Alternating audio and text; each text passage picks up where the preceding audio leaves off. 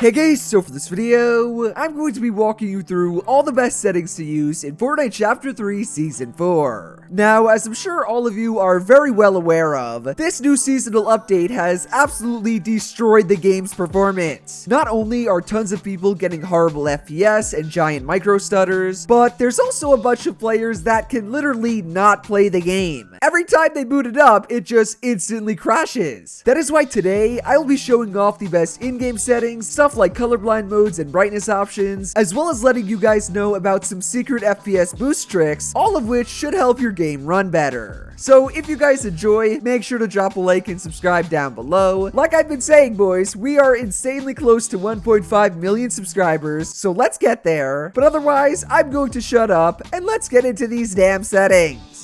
Alright, so to begin, I want to first look at this cool guide I found from Epic Games. I'm not sure if it's new or not, but it tells you how to improve your FPS, how to make your game more stable, also how to technically lower your ping. Maybe we'll save that for another video. If you guys want to jump straight to the in-game settings, that's all the stuff that's actually in Fortnite. I'm gonna have timestamps down below, so you can go and look at that. All of this stuff is mainly for people whose games are running really bad. The whole video is gonna help with that, but I want to start off with this just because so many damn people, their games just instantly crash when they boot it up. And according to Epic, this is how to fix it. So the first thing on their list, you can read it. It says that you have to verify your system to meet the requirements to run Fortnite. Now, most of you guys, you should know whether or not like your PC is good or not, but I do think this is still kind of useful because it does tell you how you can verify your PC requirements. You can see what PC specs you have, and all you really have to do is go down to the bottom left, type in system information. You should see it comes up right there. It's an app. And then over here, it says first your operating system. Down in the middle where it says processor, that is your CPU. This thing also has your motherboard. It has how many gigabytes of RAM. It even says my name is itsJerian. Bro, not this again.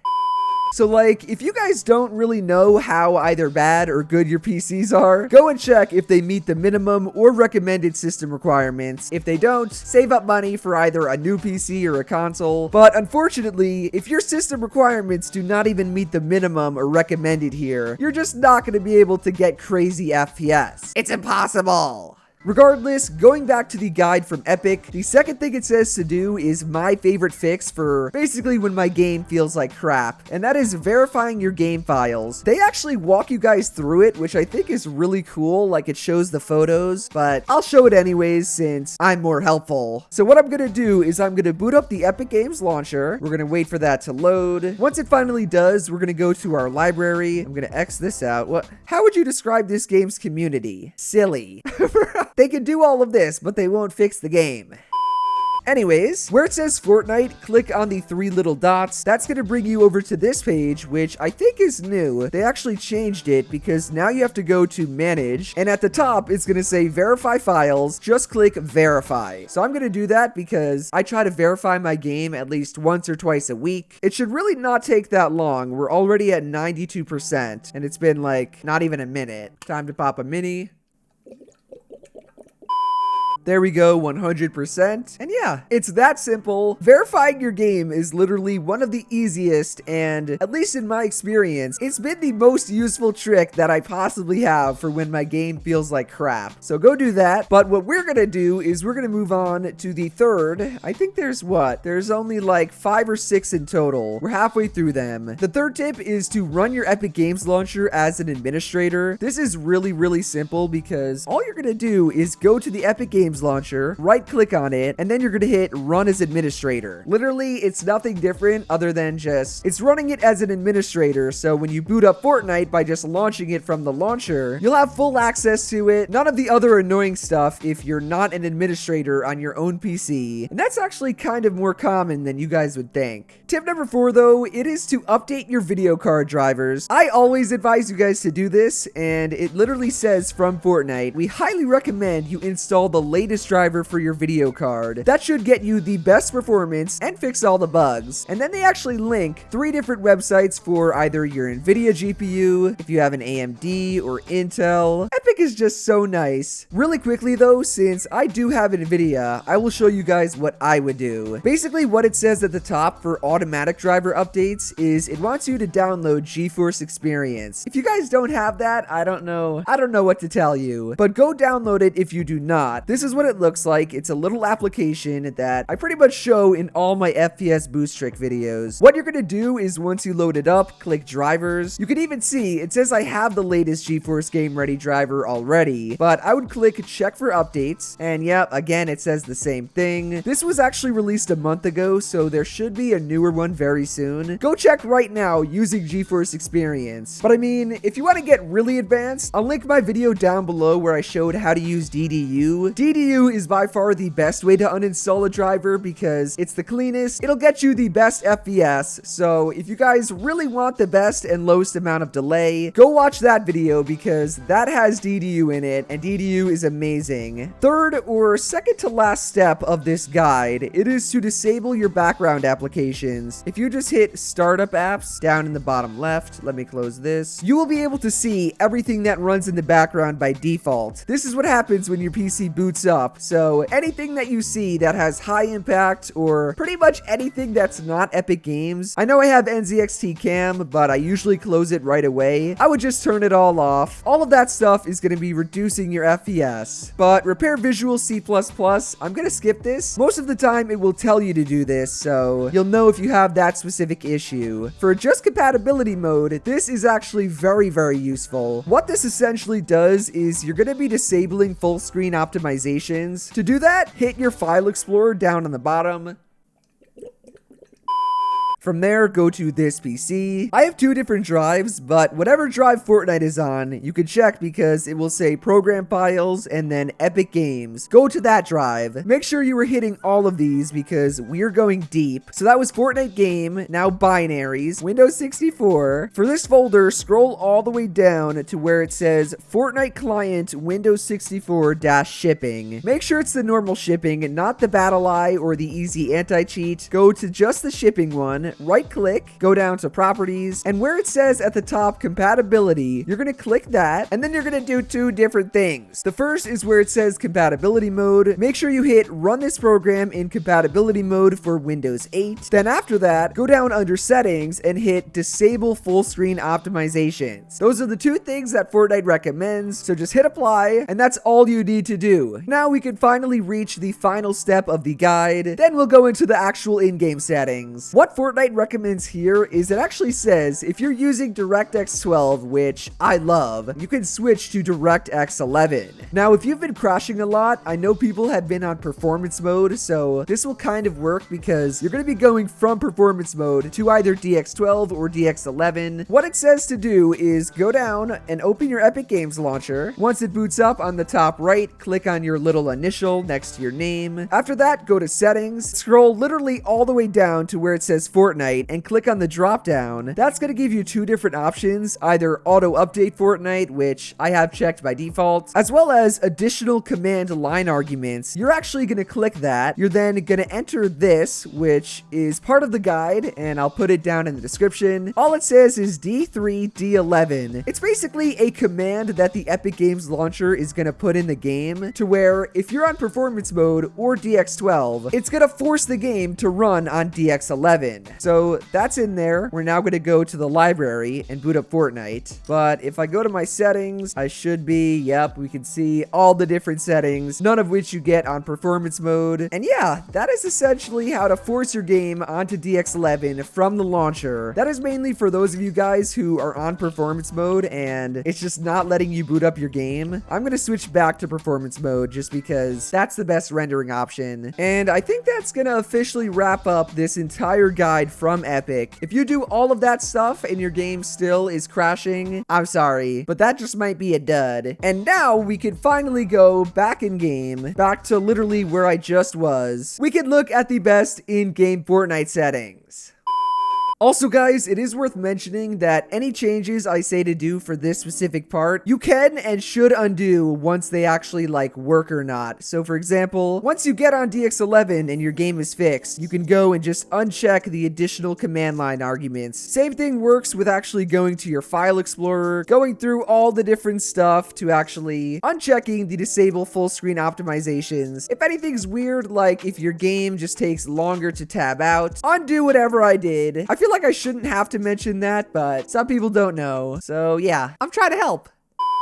The time has come, ladies and gentlemen. We're in-game, and that means we can look at all the best in-game settings. Now, I do have to warn you guys, we will have to go to either DX11 or DX12. I've said it in like 30 different videos, but the settings you have on DX11 or DX12, the ones we just literally looked at, they actually make a difference when you're on performance mode. But like, as you can see here, they're just not there. You have what, 3-4 different options in total? It makes no sense. So yeah, we're going to have to do that, but I quickly just want to show all the best performance mode settings. That way we can go to DX11, then switch back. Starting with your graphics quality options, 3D res, I always say, put it at 100%. For view distance, you either want to have this on near or medium. The difference between these two are whether or not you play on low or high meshes, and I'll show that in a second. But for textures, you could either have this on low or something like high or medium. I have found that when I play on high meshes, epic and high textures actually make my game feel better. So if you're on performance mode, high meshes, go and try out epic or high textures. It really does not make like any sort of difference for how your game actually looks. I'm on mobile builds and apparently I can't build, but like I don't really think anything looks different. The textures don't look too crazy. So give that a try just for input delay reasons. Then auto download high resolution textures and high resolution texture reminders. Turn both of these off. High resolution textures, they do not make any difference. You do not want them to be downloading while you play. You also do not want to be reminded to download them once you have this off. And then that leaves us with your meshes, which you guys probably know this, but low meshes, they're gonna give you by far the best input delay, the best FPS, all that stuff. I remember when back in the day, how little pros actually used it. I would always say that Reet used it. I would try to get people to convert, even though I didn't use it because it didn't look too good for content. But I mean, nowadays, it's pretty much standard. Every single pro player and their mother uses low meshes. It used to be the opposite. It's just like, it's so good. There's no animation for building, pieces flying in your face. People don't appreciate that enough on low meshes, and that's part of why it feels so dang good. Outside of that, like I said, high meshes really are not bad. You actually can't change it in game, but in order to actually get them, you have to do what I said, which is put your view distance on medium, then apply. Now we are on high meshes, which are just non-mobile builds. My game actually feels... Oh, right as I say that, I miss an edit. My game feels hella good and creative. I'm curious, if you put your view distance on near in-game, oh my god, it does. So can you just change it back? Medium. Oh, what the heck? I didn't know it did that. That's kind of weird. So I guess if you want to switch in the middle of a match, play on high meshes and then change your view distance from either medium to low, and you can just go from high meshes to low meshes in the same game. What the hell? But yeah, those are the best graphics quality options for performance mode. Like I said, try out epic or high textures if you're on high meshes. But other than that, I'm gonna save the advanced graphics for when we go to DX11 and DX12. So I guess now we will go to DX11. That is the rendering mode to find all the different settings. And now it's time to magically switch. You could probably tell I am on DX11. There's grass. Oh my. My FPS is actually locked at 240. Oh, it dropped a little bit. What happens if I free build? Wait a second. DX12 might be crazy. Oh, maybe not. But why we are on DX12 is for all of these settings. Just look at this, boys. Oh my god, there's like 50 extra settings you don't get on performance mode that, as I just mentioned before, they affect your game while you're on performance performance mode. So for any graphics quality options that we missed, quality presets just put on custom, anti-aliasing and super resolution. This was new last season, but just turn it off. Nvidia DLSS, this is going to be grayed out unless you actually use. So you see that? Nvidia DLSS, that will ungray this, but I don't really think that's useful. We covered these already. I think it's just shadows. Turn that off. Effects put on low. Post-processing put on low. Oh, I actually want to mention though, if you're on DX11 or DX12 and you put your view distance on near, watch what will happen. Guys, I am on mobile builds on DX11 and DX12. It feels kind of good, not as good as performance mode, obviously, and you could probably tell because I missed an edit or two. I'm just booga. I never miss edits, but I feel like that's just weird. Why is that a thing on DX11 and DX12? P.S. guys, your builds still jiggle. That's my favorite thing about DX12. It's like smacking your mom's ass. Wait, I meant me smacking your mom's ass. Onto the advanced graphics settings though. VSync, turn off. VSync is very, very bad. Motion blur, turn off as well. Rendering mode, you're gonna want to go to performance mode, but make sure you change all your settings first. Allow multi-threaded rendering. Most of you guys should turn this on. If you lag more with it, turn it off, but most of you guys should benefit from this. Use GPU crash debugging, turn off. Latency markers, also turn off. If you guys remember what this was, it was the thing in the top left that you can see now is completely bugged. It just doesn't work. And I used to make so many videos on it, man. It was so cool. All good though, because Epic hates me. What was that sound? Latency markers, like I said though, turn it off, and Nvidia Reflex Low Latency, put this to on plus boost. I made a whole video explaining this and explaining all the Nvidia Reflex settings, so go watch that from back in the day. I was an absolute scientist. But on plus boost is by far the best setting. It will get you the best FPS on performance mode. And now we can actually go back to it and we can check out the final two little, I guess, settings columns, which are your graphics settings, like your brightness and colorblind mode, as well as the display settings. Smack that ass. We had to come to one of the most colorful and, in my opinion, coolest parts of the map now, even though they kind of ruined the tree. Rest in peace. But as I just said, the settings we're going to look at are what my face covers, which are the graphics options. Starting off with brightness, I really don't think you can go wrong with 100%. Same with user interface contrast. This just changes how contrasted the literal settings look. Nothing in game. So I leave those two at the default. The only kind of important one is your colorblind mode, which I do in fact not use. I just turn it off. But there's two different settings which I think are decent looking and which I've seen a ton of pros rocking. First off is gonna be tritanope 6. I actually saw this in a Cash Cup video and it looked really, really nice. I guess I should compare it to just no colorblind mode. So we'll look around for a second. It kind of makes the orange a little brighter. The blue's way bluer.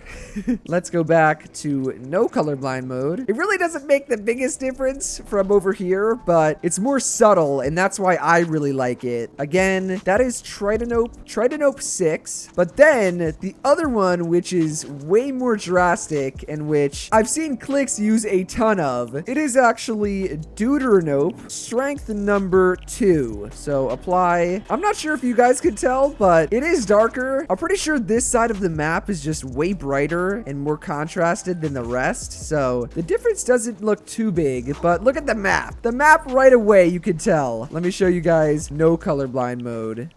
Oh, I'm getting attacked. What the hell? You know what? I'm gonna ride you.